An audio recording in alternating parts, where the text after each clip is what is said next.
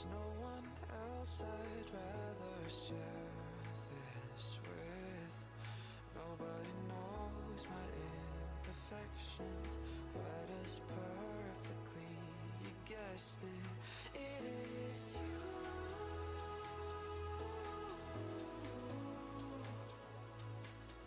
that I'm thinking of when we're apart. You're my searchlight when I'm in the dark. It is true.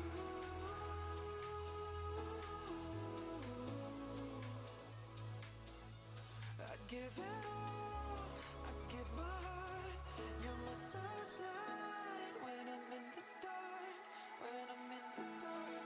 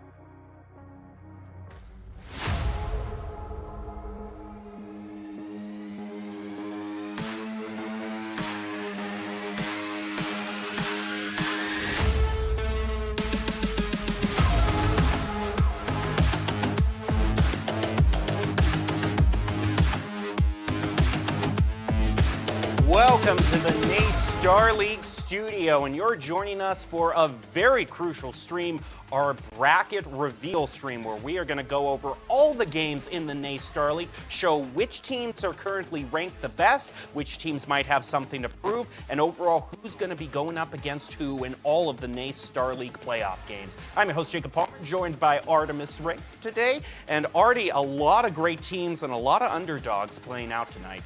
Yes, and these teams have demonstrated not only great sportsmanship, but they have fought tooth and nail for the opportunity to make it into these playoffs. We've seen fantastic 3-0 sweeps, turnarounds, as well as massive upsets throughout the entirety of the fall season. And now is when all that hard work starts to pay off, begin its journey up to the apex as we announce who is seated where and who's going to go up against who to make it into the grand finals. Well, we've got the teams, we've got the stats in front of us, so let's take a look at who has qualified starting out in Rocket League. Now, if you're wondering what happens in the placement here, why so many teams are listed first, those are the teams that just naturally qualified for the playoffs, first in their division. The teams ranked second and third came in through LCQs. And some of these teams that were originally in first place were in multi-ties. We're talking 3 teams tied for first place, and so only one got to round out with the title of number 1. The rest had to go into last chance qualifiers, battle their way out, and make it back here to the playoffs. But I'm sure people want to know a little bit more specifically about the rankings, who's going up against who. So let's ditch this graphic and go on to the full bracket for Rocket League. And we're going to start in the upper left corner, highlighting West Virginia versus UT Dallas, the first ranked team against the last ranked team. And West Virginia finished the regular fall season 7-0 in their regular season. They are currently 8-3 in CRL. They have definitely circled the potential matchup against Akron in the finals, but let's not get too ahead of ourselves and say they might go against Akron. Let's focus on their first opponent. And their first opponent of UT Dallas, though they are the bottom-ranked team by seeding that 16th place, they did not get that place easily. They had to go through LCQ, and on top of that, they had to take on Maryville, one of the most challenging schools anyone can go up against, regardless of which esport you're competing in, Rocket League being one of the toughest. Now, let's go right to the middle of the rankings for the next matchup, Oklahoma Christian versus Rochester. Now, Oklahoma Christian finished with a perfect 6-0 in their division, had great wins against North Dakota State, Texas A&M International. Well, their opponent for the first round of playoffs is Rochester, and Rochester is here to prove that they are making it from beginning to end. They won their conference. However, they ended up having to go into the LCQ, again, due to one of those tiebreaker situations, and we can take a look at just how hard Rochester had to fight at the beginning of the season. That was their game against Farmingdale. They definitely are a powerhouse school to keep an eye out for despite their current seeding. Now, just to remind everyone watching, this is the Varsity Premier Bracket. There's still Varsity Open and the Open brackets as well. So a lot going on in this playoff season, but this is the top of the top, the creme de la creme, if you will, of competition. You can see from some of these replays, these teams, with the skill that they show off, definitely have earned a place in the finals. And the skill ceiling has only begun to climb from day 1 to now. Some teams had rough starts, and some teams started off strong and continued strong, evident by the perfect records that they're able to come into playoffs with. But speaking of those teams with rough starts, Boise State is one of them. Yeah, now, if you're ready for some controversy, let's get into some controversy, because Boise State is ranked 4th in the seeding. There were a lot of people that thinking, hey, this team went to LCQs, and only barely. They were tied for 3rd in their division, and on tiebreaker rules got into the LCQ. So why are they ranked so high? Well, it could be the fact that in the CRL right now, they are currently undefeated and sweeping through everybody. They were just a little bit lackadaisical in their start in terms of NACE Starleague. The question is, are they going to show up in the playoffs against their opponent? Harrisburg honestly doesn't think that they're going to, evident by the fact that they staggered so hard in the very beginning. If they don't find their footing early on in a match, perhaps Harrisburg will give Boise State their comeuppance and prevent them from moving on to go up against a team that comes out on top of Maryville versus Siena Heights. Now, speaking of that match, it doesn't quite look so good for Siena Heights. You've got Maryville, a team that is constantly in the playoffs each season. They won the East 8 Conference 6-0. They're a strong CRL team. They have a lot going for them, including some of the plays that we're seeing right here against Mary Washington, showing why they are such a force to be reckoned with. But despite their strengths, Siena Heights might have some cause for optimism. Yeah, Siena Heights came out of their conference very strong, but the thing that they are 6-0, winning the East 4 conference.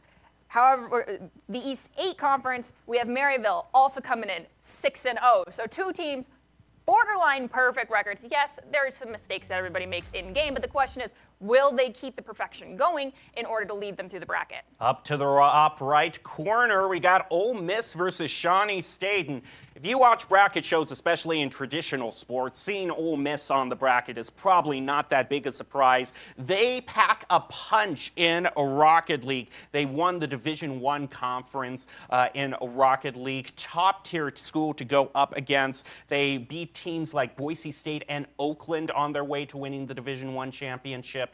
So they're going to be a tough team to beat. Well, Shawnee State, the Bears, they are also a team that is coming in trying to compete for the best of their ability. They are ranked 15th, so they are second to last seed. However, this comes with an understanding that this was one of those teams, again, that was tied for that first place seed, had to go into tiebreaker, and ended up winning out against Thomas because of the way that tiebreaker works out. It helped them avoid LCQ, thankfully, but it does not mean that they have an easy task in front of them. Now, if you're the superstitious type, you like to have your lucky numbers, the Nickel College might be the one for you. Not only are they ranked 7th in the seeding, but they came from the East 7 division as well on their way here. So it's all lined up for you. You've got your roster, Polar, Pelosa, and Pyros. They can be a lot to handle in any single match. Wins in CRL over Fisher, Oakland, and St. Clair.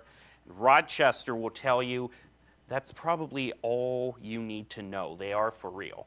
Well, we also have them taking Bruton Parker College, and that roster is very strong with Annex, Manny LR, and Soul, which are all very well-known players, and they made a statement by beating Nichols College in CRL in a barn burner 3-2 matchup, so they think they can do it again and at least make it into the next round against whoever comes out on top of the Ole Miss Shawnee State matchup. Now let's head to the last corner of the bracket. First, we're going to have Akron versus King.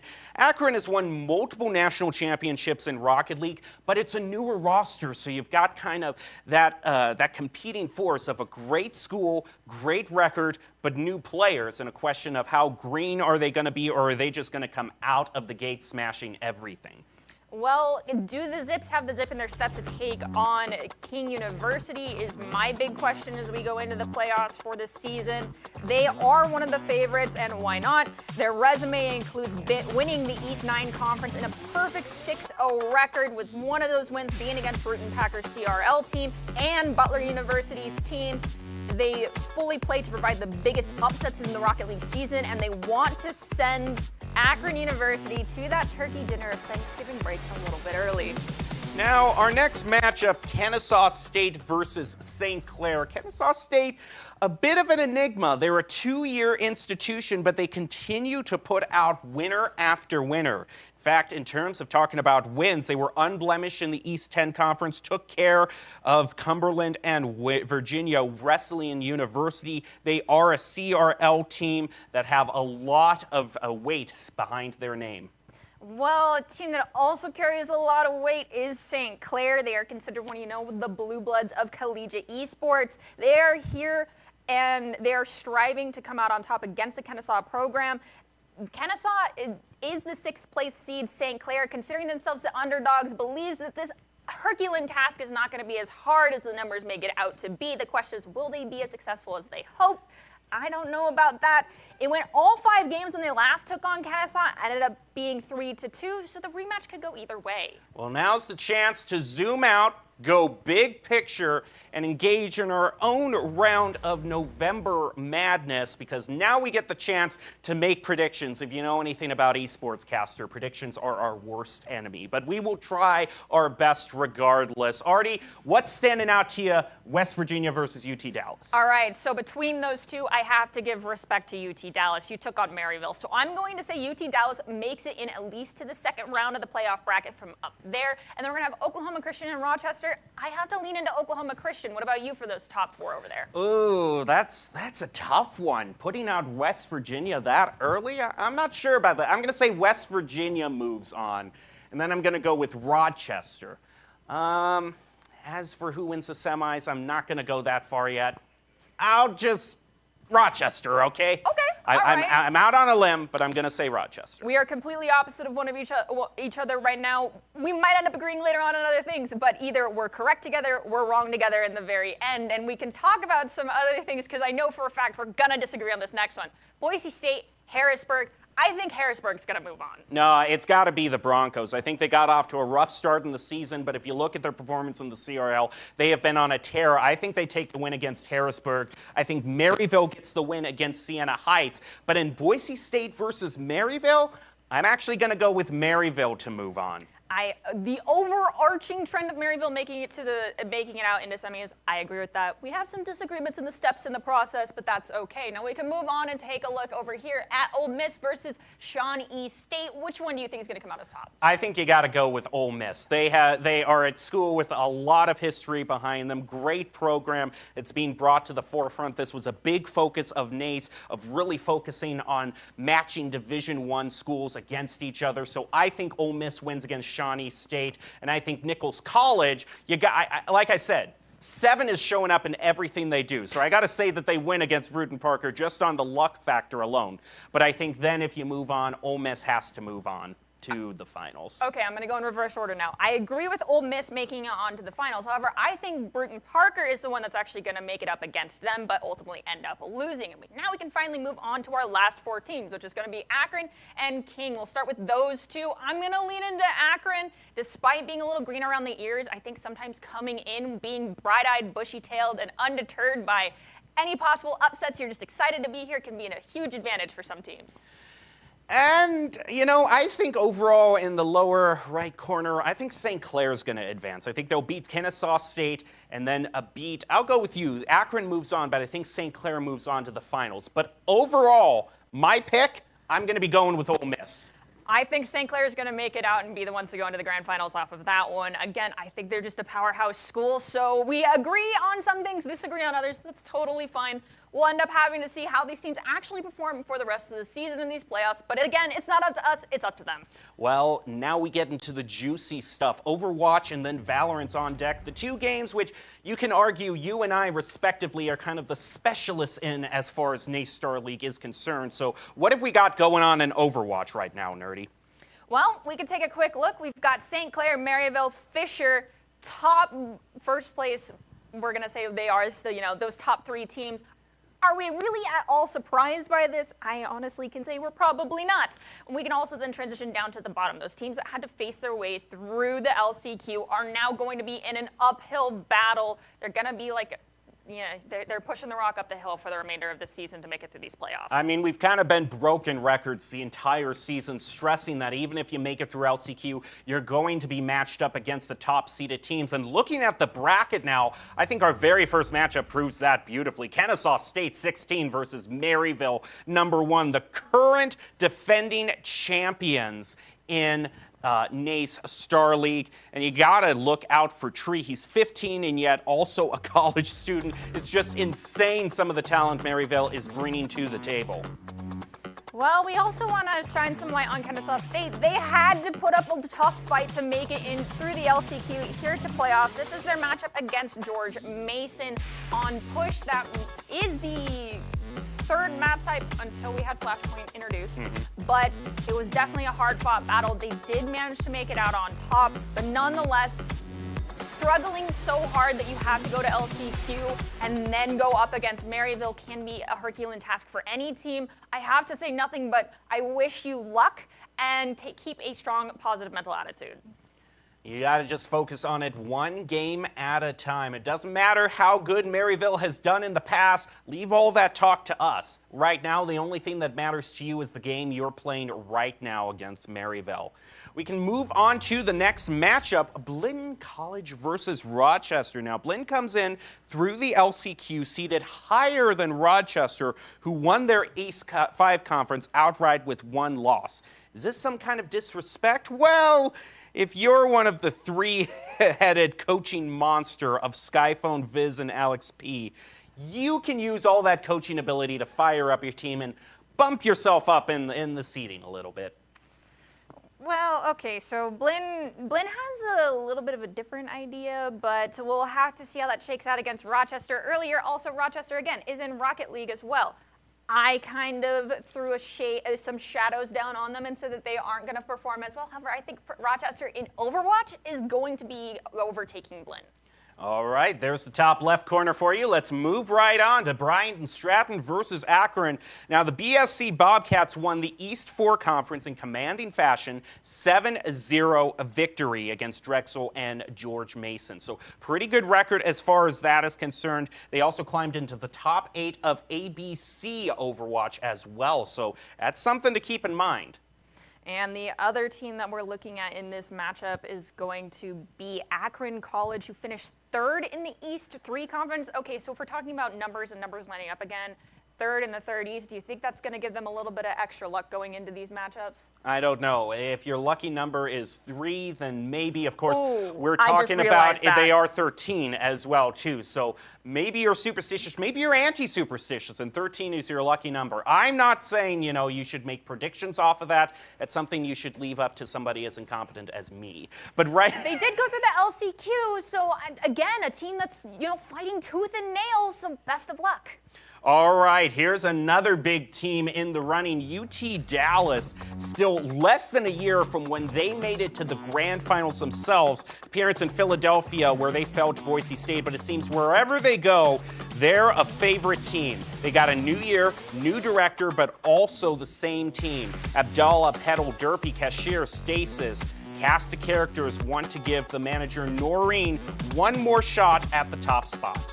They are 7-0 in the West Central, but the one thing I will mention is that this is not an unblemished record. They got too silly, and there were instances where they ended up losing maps. So if they get too silly early on, things could get a little bit rough. But the other team we got to take a look at is Mizzou, and they are under renewed leadership with director Colin Graham of Davenport fame. So again, 2 teams, new directors, new stories being written. There's a fire burning in Tiger Nation, and they're hoping to bring the fire up against the Comets and burn brighter. Ah, man, and here's the match that they took against Boise State. Definitely a team that is well known in Overwatch, and Mizzou managed to get a lot of ticks in there. You can see when it went to Kings Row, they were up 1-0 as well. So we know that even if they're going up against top teams, it's never really a 3-0 sweep. And I mean, my goodness, that's a good artillery. I love me some good old Bastion Sigma lifts. This is a composition that was slightly nerfed, and you could see both these teams running a slight variant of the Bastion Sigma composition. However, Bastion's artillery formation now takes longer. Are we going to see these teams continue to perform this comp, or are they bringing something new, pulling the rabbit out of the hat, so to speak? They've been prepping other compositions. I think these boomerang plays, the unexpected, could be a turning point. Excited to see what they bring to the table later on. Now let's head up to the top right, and Fisher. At this point, you just gotta expect that they're gonna do what they're gonna do. 6 teams in ABC Collegiate Homecoming. I mean, my goodness, they're up there with Maryville and St. Clair as just one of those 3 teams that you do not want to face. They did end up taking 2nd place in ABC, but I will say that for them, they ended up playing over 10 maps in a row that day because they did have to run the gambit, and they're prepared to run the gambit again. However, this time they are able to come in, didn't have to go through LCQ, whereas Wichita, they are ones that are lower. They're ready to come in and fight, so they might be a little bit more warmed up, and pretty sure you might have a little bit more info about Wichita. Yeah, Wichita State, the Shockers, are a team. Scholars Award finalist director Travis Yang, he has a different plan for a lot of players who are coming into this year, a little green, new compositions, new teams to work with. But hey, if there's any director who can maybe lead that team to victory, I'm going to go with him. That is a human being that I've had the honor of shaking hands with, so I'm going to agree with you on that. And yes, I'm being slightly biased. I appreciate you, Travis. Well, let's move on to maybe some less biased territory. Shenandoah versus Oakland. Now, Shenandoah, like half the teams in the Varsity Premier matchup, come in out of the LCQ. Their only loss, well, that was the team we were just discussing up there at the top, Fisher. And the other team that they're going to have to battle it out against is going to be Oklahoma University, who finished second, and their only loss was against Boise State. And they bested Mizzou in Division I conference, aka the West Central. They have their hopes on playing spoiler in their upcoming matches as well. Coach Carl has continued to field a strong team, and this team is no exception to that trend. Oklahoma University and Ferris State is what we're recapping right now. Ferris was one of those teams that didn't manage to make it to the LCQs, partially because of great performances as we see here from Oakland. So the Golden Grizzlies will see just how golden they are in the grand finals. Now we move on to Boise State versus Drexel. And let me just get this out of the way. Count Boise State out entirely. You shouldn't even let them cross your mind. Drexel is who you want to root for here. The Dragons, they're a top team in the NACE Starleague. They're finishing 6-1 against Bryan Stratton, sailing through the last chance qualifier. Optimal Shot, Wogar, Peanut, Pest Control, Grandly, Vera Disley, Kyle, and Jeff Goldblum, of course. You can see they're ready to take on anyone. Even if that opponent is already a NACE Starleague Grand Championship champion? Of course. Two-time NACE Grand Finals. Yeah, I don't really let that factor in. Okay, how about three-time Mountain West champion? 6-0 in the West Central? Okay, you might have me there. Maybe Boise State is a team that might be a little bit of a threat against the Drexel Dragons. Well, Jeff Goldblum is one of the players on that team who might pose the question of, can I ult and can I win against this team? The answer to both should be yes. However, the question of, should you ult? Well, that's the real question you should be asking Jeff. Finally, we have St. Clair versus Northeastern. St. Clair has a finalist in every title. Coach Chris Funston and director Sean Byrne have figured out how to make the Saints esports in the top of nearly everything. Took the East 1 conference with a perfect 7-0. But the one team that might give them trouble, perhaps, is Northeastern. Although, again, Northeastern, a team that's fought their way through the LCQ, definitely a team that deserves our respect, as we've posed before. Over half the teams had to come through that LCQ, so despite that, they are definitely a powerhouse to go up against. Northeastern, they are a tough opponent. They gave St. Clair everything in their matchup, and now they're seeking redemption because St. Clair is one of the few teams they ended up losing against. and there is always an interesting dynamic when you have a team that you went up against previously in a tournament. You might think that the team that already won is just going to win again, but oftentimes, due to VOD reviewing, due to knowing the other team's strategy up close and personal, the trailing team can actually come back in the rematch. So that could be the case for St. Clair versus Northeastern. Now let's take a look at the full bracket and get back to the fun stuff. Let's give our predictions. Okay, so I think this might be one of the few instances that we actually might fully agree on some things. We'll start, of course, with that Maryville-Kennesaw State matchup. I believe Maryville's going to move on between Blinn and Rochester. I'm going to root for Rochester, but the statistics in me are saying it's going to be Blinn. Regardless of who makes it into semis, I think Maryville's going to be the one to move on. Yep, I think Maryville takes it. I'm right with you there. In terms of Bryan Stratton versus Akron, I'm going to have to go with Bryan Stratton Bobcats on this one. I think, but the one I'm thinking of is UT Dallas versus Mizzou. That's a tough one to call. Well, I have to disagree with Jacob. I'm going to go with the Zips being to come out on top of Bryan Stratton. It's one of those instances of being a little bit more green around the ears. You tend to tilt a little bit less because you're just excited at the opportunities that you are being given. UT Dallas and Mizzou, that one's hard. But kind of sticking with the electric/bright theme, I want to see the Comets take on the Zips. I do think in the end, on the left side of the bracket, it will be Maryville and UT Dallas facing off against each other. I agree with that total outcome. Of course, it's not up to us, it's up to the players. And we can move on and take a look at the other side of the bracket. Fisher, Wichita State. I'm going to lean into Fisher. Yep, I gotta say that's probably an easy call. Not that we're counting Wichita State out. We love seeing come from behind victories more than anyone else, but this is just one of those cases where they finished so well in previous events that you gotta give them their dues. I think in terms of Shenandoah versus Oakland, I'm gonna lean more towards Shenandoah. I'm leaning more towards Oakland on this one. Oakland does tend to really enjoy running those Zarya competitions, and they have been slightly nerfed. However, I think if they're able to adjust quickly, I predict it's going to be Oakland and Fisher. In terms, though, of who actually makes it, I think Fisher overall in the upper right corner. Now we've got just one corner left, Boise State versus Drexel. I got to say the Broncos take this one against Drexel. Despite me being a little bit facetious earlier on, in the past 2 semesters, they've won the whole thing outright and made it to the grand final. So I think you got to give it to them there, and then I think St. Clair wins their match. I think the match everyone's going to be looking forward to is Boise State versus St. Clair. I just want to know which team is going to finally get their comeuppance, because they did not have, again, the A+ record for the NACE season. They stumbled a little bit here and there. They did drop maps, but they did manage to make it into the playoffs. It's really, again, going to come down to the players. Now, moving on from your wheelhouse to what I've been covering all season, Valorant. You can take a look at the teams that have qualified for there. A lot of teams coming out of LCQs right now because of how many teams are in each individual game. Some LCQs are bigger than others.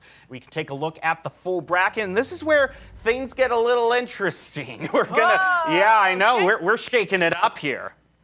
All right, the first match is going to be Oklahoma Christian versus St. John's. Now, 2 LCQ teams going up against each other. Oklahoma Christian Eagles put in a respectable showing with a 4-2 record in the regular season. They beat George Mason in their LCQ match to make it here. St. John's also put in a similar record, 4-2 in the regular season.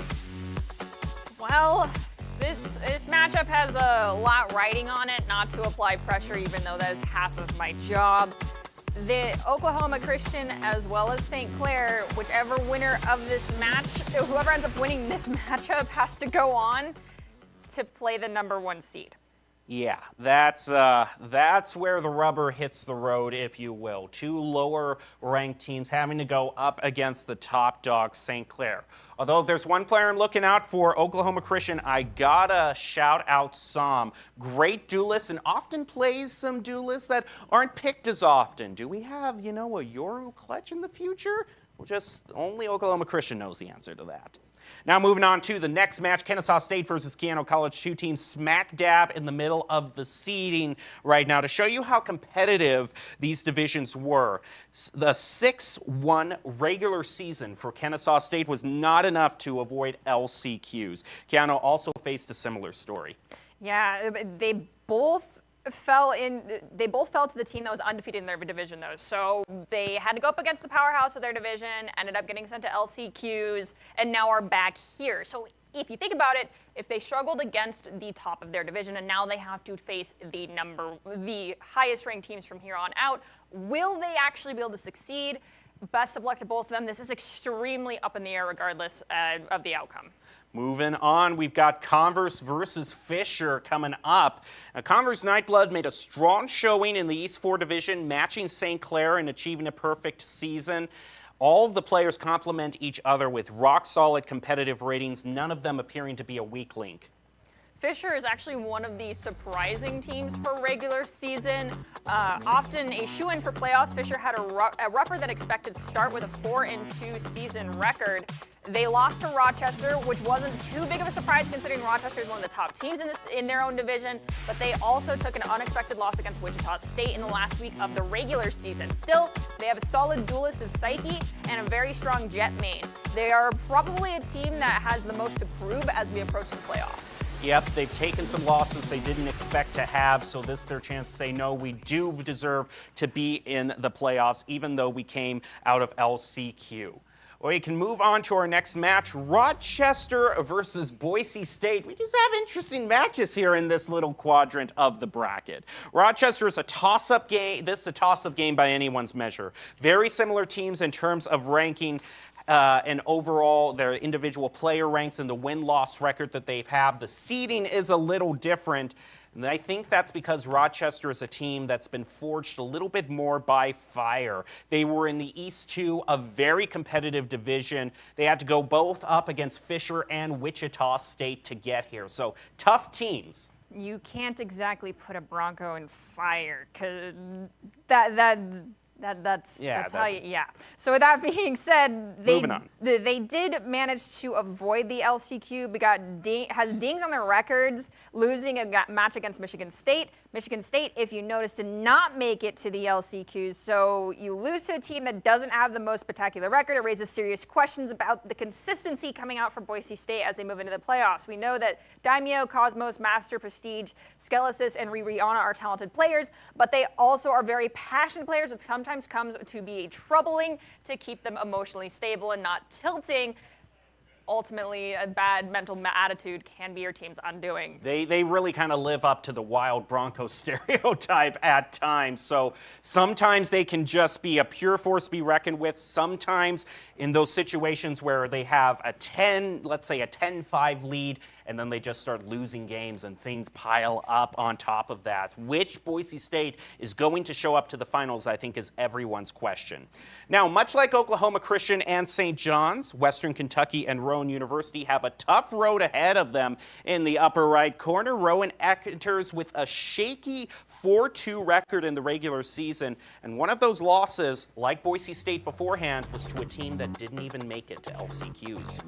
Western Kentucky did put in a respectable 5-1 record in their East 6 division. East 6 had a three-team pile-up at the end of the regular season to see who ended up taking that #1 spot and avoid the LCQ type, but the tiebreaker rules went in favor of West Virginia, a team which, coincidentally, Western Kentucky beat in the regular season.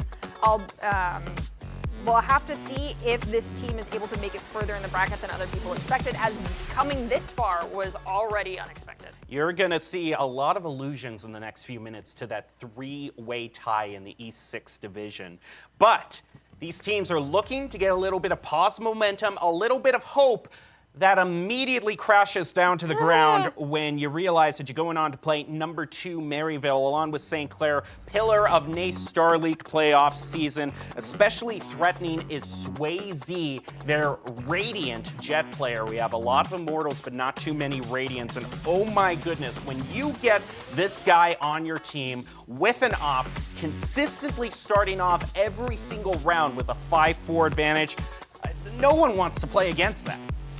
Really, you can. That Jet is extremely oppressive. Anyone swings an angle and you know Jet has the op, you haven't checked if that Jet is there. You're either going to end up with a team with a 2-player collat or everyone just slowly falling like dominoes one by one to that Jet player.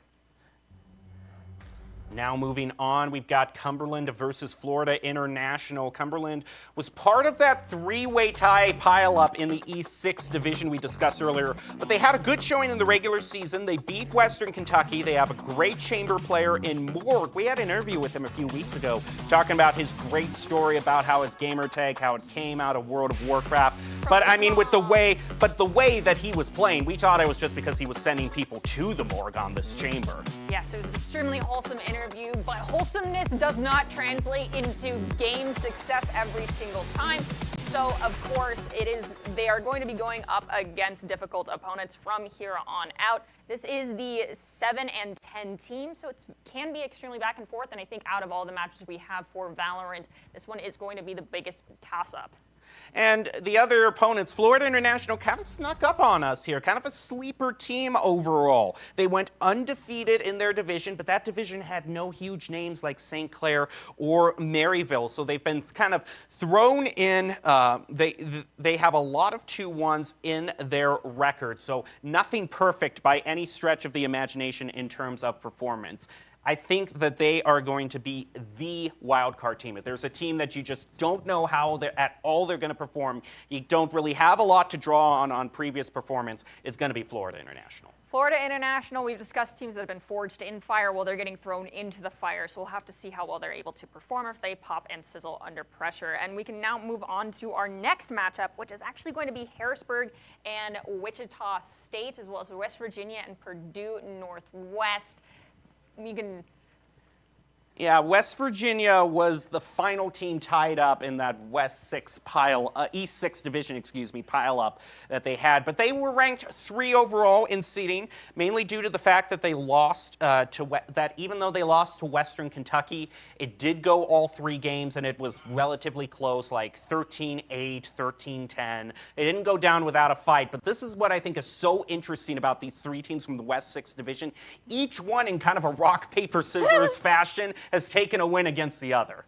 And we're going to take a look at a team that has a very similar story to Florida International, and that is a team that is undefeated but did not have any huge names going up against them. That can mean that they've been spending a lot of time scouting and prepping, but again, that it makes themselves a little bit of a dark horse wild card, just like Florida International. Now, our final matchup, Harrisburg versus Wichita State. Strong esports school no matter what game you're playing. They have one of the largest esports programs in the nation.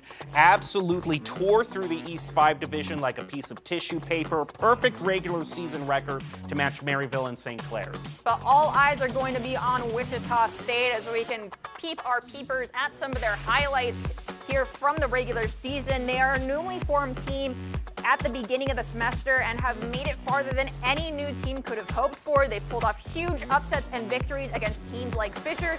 The question is, was that one on a fluke or was it meant to be? And they are going to make their way through the playoffs. We'll have to wait and see. Now we move back to the big board again, and you've been the one to kind of go out there first with your predictions. If I may humbly ask, since I have casted Valorant all this season, I'll go out with the predictions first for this one. I think Oklahoma Christian and St. John's. I think Oklahoma Christian wins it. The Eagles have seen enough good plays. But it's just the problem. You're going up against St. Clair the Saints. I think it's over once you go up against them. I am also going to place my bets and go with St. Clair, so we could agree on that one. And the one thing I will say is I think St. John's makes it into the St. Clair matchup. So it'll be St. John versus St. Clair, but St. Clair ultimately is going to be victorious. Battle of the Saints. Yes. Kennesaw State versus Keanu. Ooh, that's tough. I don't even want to call this one because there are 2 teams that are like so similar in everything, but maybe you disagree. I'm going with Keanu College. Now, it's a little crazy, but this just has to do with the family of SPF games that these teams compete in. And Kennesaw is also a powerhouse in other SPSs, such as Call of Duty. And with how well Keanu College performs in Call of Duty, and with that in mind, I have to think that their Valorant team is just as much up to snuff. So I'm going with Keanu College moving on. All right, I'll buy that. In terms of Converse versus Fisher, however, you know what? I think Converse is actually going to knock Fisher out pretty early in the proceedings. They have just been off in terms of Valorant. They've taken a lot more losses than you would expect from them normally. So that's my bold prediction. Converse eliminates Fisher. You just threw all of your cards down on the table, and I'm not going to doubt you. I'm going to agree with you. Let's see Converse move on from that matchup, but then we have Rochester and Boise State. What are your thoughts on that one? I'm going to throw the ace I had up my sleeve down with all the cards as well. Rochester, I think, beats Boise State Broncos, and we're going to have Converse versus Rochester going up in that corner of the bracket. All right, well, best of luck to both of them. I'm gonna agree with Rochester, though. All right, well, just so we don't humiliate ourselves too much, we'll leave the other half of the bracket up to, we've already got enough losses piling up in our prediction game. We got to pace ourselves here. Now, that is not all that we have. We have so many other players that are ready to go up against each other in these games. We move on to Call of Duty.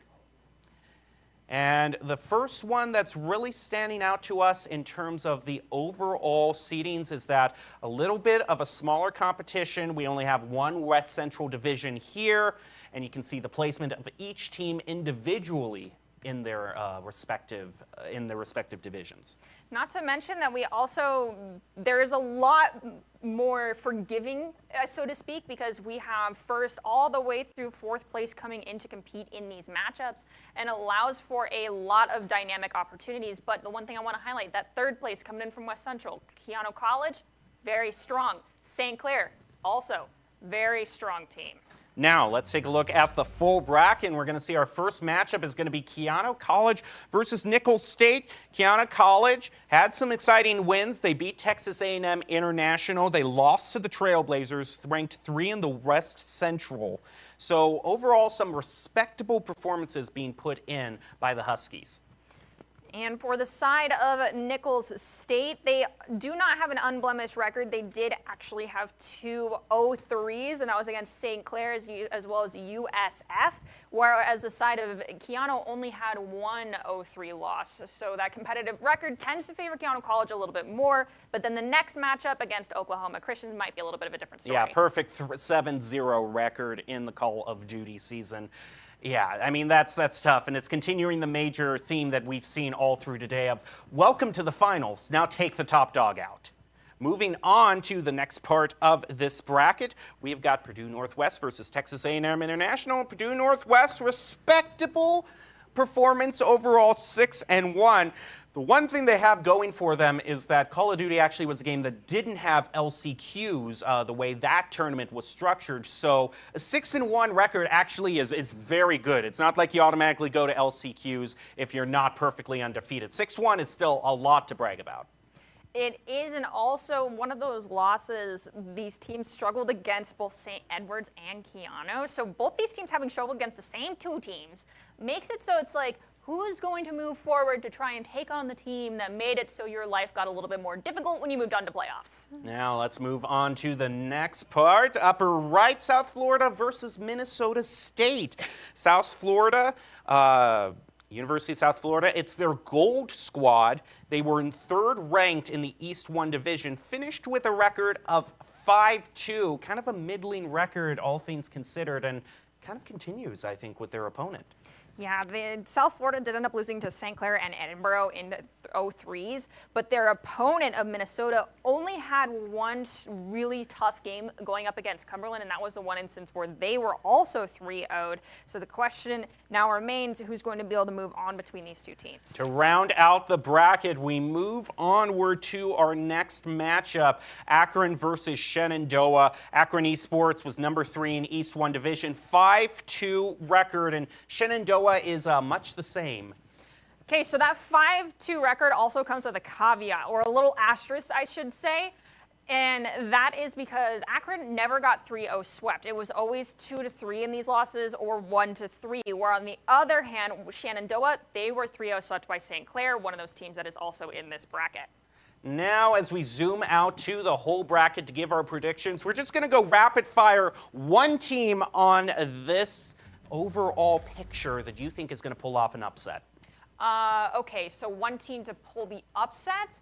I think that is actually going to be Akron is going to make it out against Cumberland, but then St. Clair is going to end up winning. I think coming from the other side, it's going to be Keanu College. And in the very end, it's going to be Keanu versus St. Clair. All right, in typical fashion of disagreeing, I'm going to say it's Shenandoah actually that moves onward from that. I think Shenandoah is going to be the one to surprise us and move on to the Final Four.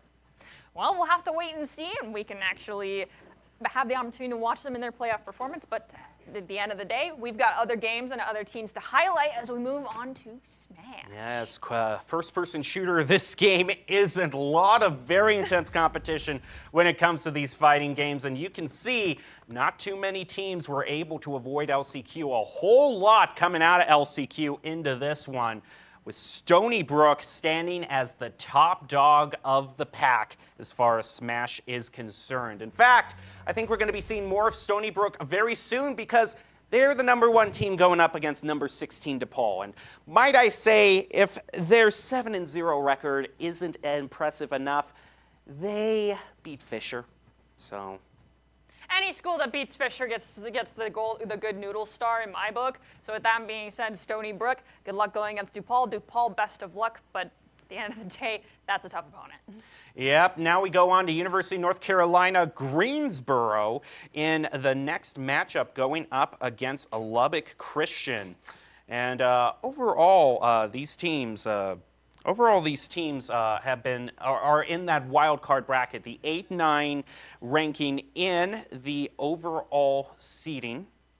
Yeah, and we had Greensboro in a 7-0 beat out Kansas, Wichita, and Full Sail, whereas LCU is in a 6-0. They beat UT Dallas and Dallas Baptist. Now we move on to Oakland University versus Shenandoah. Oakland University, one of those teams with a perfect, squeaky clean record, 6-0 in their regular season, and they beat teams such as Manchester and DePaul to get there.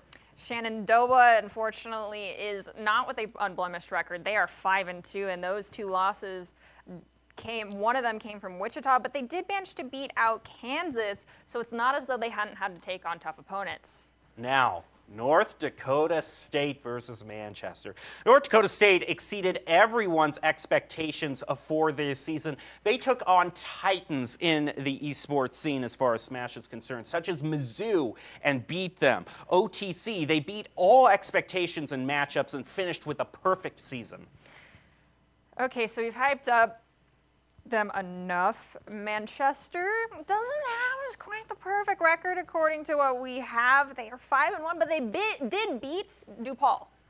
And DePaul is one of the first teams that we're going to see during the playoffs. Again, a team that had to go through LCQ. They lost against Oakland, though, which is one of our powerhouses. So with that in mind, it could be a little bit of a difficult journey. All right. Now, the next matchup is going to be number 2 Akron versus number 15 Kansas. Akron, if you're expecting, the number 2 seed, they're probably going to be undefeated, and you would be right in your prediction. They went 7-0 in their regular season. They beat Michigan State and Baldwin-Wallace to get there. It's almost as though there's a trend appearing. It's either you have a perfect record or you've lost 2 matches, because Kansas, again, another team that's lost 2 matches. They came through the LCQ, beat Wichita, but they ended up losing to Shenandoah. And in the next matchup, we've got Fisher versus UT Dallas. Fisher's Fisher. They're just always in the playoffs one way or another. 6-1. I think the one you got to watch out for, though, was their loss against Stony Brook, the number 1 seeded team. So when you can say that the only time we lost was going up against the top team, you're still feeling pretty good. That's fair, but it's also great to say that you lost to the best. So if they end up getting knocked out, they hopefully will be able to cheer on UTD, who is currently with a 5-1 record. So these two teams break the trend a little bit. UT Dallas lost to Lubbock Christian, but they did beat Dallas Baptist. And moving on to the final quadrant of the bracket, we've got Old Dominion versus Full Sail University. Old Dominion Monarchs beat Shenandoah, Kansas, and Wichita State to get a squeaky clean 7-0 record, earning them that number 3 seed. Full Sail Armada doesn't have quite the clean record. They did end up taking 1 loss from UNC Greensboro, and they are our 14th seed. I think Old Dominion deserves some respect. They are the 3rd seed, but we can now take a look at that 6th and 11th seed matchup taking on, which is going to be Michigan State going up against St. John. Michigan State is one of the best on-campus Smash teams. 5-2, beat Baldwin-Wallace, but lost to Akron. I think you always got to say that there's something special to competing on campus, not just remotely. Kind of get more of that civic pride, if you will. St. John, it did end up losing in a 4-3 loss to Fisher and Stony Brook. So Fisher, one of those scary schools, but Stony Brook to go that close, again, a team that deserves our respect. Now let's take an overview of the entire team, much like we did for Call of Duty. Who is the team you're calling out to be our underdog? I'm going to go, even though they're not quite the underdog, they are a 3rd-place team, I'm going with Old Dominion. All right. I'm going to go a little bit lower, but number 5 seed, it's hard to call that the underdog. But again, we stress this wasn't a team, North Dakota State, that people thought would perform too well, but they have done so good against expectations. I'm going to say it's North Dakota State who could possibly even make it to the finals. All right, well, we'll have to see if our predictions are somewhat true, or absolutely horribly wrong like we're very used to. But we can move on from discussing Smash and move on to our next first-person shooter game, returning to our standard trend. Yep, it is the other tactical shooter in NACE's Starleague's lineup, Counter-Strike. And we can see everyone here. Much like Call of Duty, no LCQs for this one. It's more based on placement and overall performance in your divisions. And we can see in the first matchup, Kansas State is going to be going up against South Florida. And then whoever will win that one will go up against top dogs Michigan Tech. Kansas State University Varsity 3-2 in the regular season, lost to Kansas and Michigan Tech. And for South Florida, they ended up losing with a loss to Kentucky. So if they do make it out on top, they won't have to face Kentucky right away, but they're going to have to face the #1 team of Michigan Tech. And they went 5-0. There are only 2 teams in Counter-Strike that went completely undefeated in the whole. And so Michigan Tech definitely earning that top seed stake. Moving on to the lower left corner of the bracket, our next matchup is going to be Stony Brook versus Ole Miss. Stony Brook finished 5-1 and beat Fisher. The only one they lost to was, coincidentally, George Mason, who they might face off again if they win against Ole Miss. Ole Miss has a 1-4 record. It ended up beating MSU. The winner, as you mentioned, goes on to face George Mason. And the Patriots are currently 5-1, beat Stony Brook, who is one of our powerhouse teams here as far as Counter-Strike 2 goes, but ended up losing to Fisher. Then we'll move on to Kentucky, ranked 7 versus Rowan, ranked 10. Kentucky Wildcats finished the season with a winning record 3-2, beat University of San Francisco. And much like every single part of this bracket, you'll have to go up against the top dog, or in this case, second to top dog. Rochester is the other perfect team in the season. And with our team of Rowan here, our 10th place seed, they are 2-4. They beat Butler, but they ended up losing to University of Michigan Flint. So again, very back and forth. I think out of all of our matchups, the 7-10 seed matchup is our wild card game. Now, our final part, Kansas versus Cincinnati. Kansas ranked 6, Cincinnati ranked 11. Kansas has a good record, 4-0-1, with a signature win against Kansas State. And anyone will tell you in any state there is a big difference between the University of and the state university. Big rivalries come out of those. Yes. Boise is not a state. With that being said, we also have Cincinnati, who is 3-2. They did end up beating Drexel, and the winner of this will go up against Fisher, who's currently 5-1. Not a perfect record, so all but 2 teams in our entire playoff bracket are, looking for perfection, but were unable to obtain that. And Fisher ended up, Fisher beat GMU. George Mason, one of our teams who is already secured to move forward, but lost to Stony Brook. I only have one prediction and one request. It is such a long shot, but I wish this more than anything else in the entire world. I want to see Kansas and Kansas State actually make it to the grand finals and face off against each other. I love those types of rivalries so much. Would probably happen? No, but I would like it to happen. I would like to see that sort of a Cinderella-esque story come to fruition as well, but if I had to look at who I think is going to cause any big upsets as we move through these brackets, I think we're probably going to see one actually come down here between the 6th and 11th seed. I think St. John's might actually be successful, but moving all the way through everything, I think that's going to stop right after that one. Well, we've been through so many brackets, so many predictions, and we've finally come to the end of our revealed stream. But if you want to know what's happening in the Varsity Plus, Open, and all other divisions, please stay tuned to X at NACE Starleague to find out who is going to be making it to the finals and their seeding. You can also go to nsl.leaguespot.com to find out more information. This concludes the Varsity Premier Brackets, and a big thank you to all of our sponsors, Duncan, Monster, Extra Life, LA Comic Con, Odyssey Elixir, Mavix, Alienware, U.S. Army Pizza Hut, and Truth. Once you get to the finals, everyone wants to be in on the action, and I can't blame them. Can we get a pizza party? I'm totally kidding. But with that being said, I'm excited for all of these playoffs, what these teams have to bring to the table. Who is going to create more upsets? Who's going to be the biggest underdog and have their Cinderella story? Or is it going to go all according to the numbers, as most things do? We'll just have to see. Meanwhile, stay tuned to NACE Starleague to find out how all of these playoffs go. But for now, we got to get out of here. Stay safe, stay healthy, and we'll see you at the championships. Breathe in and know that vaping nicotine can actually increase feelings of stress. Yet some vape companies get rich telling you it's a stress reliever. So let's call it what it is. It's a breath of stress air.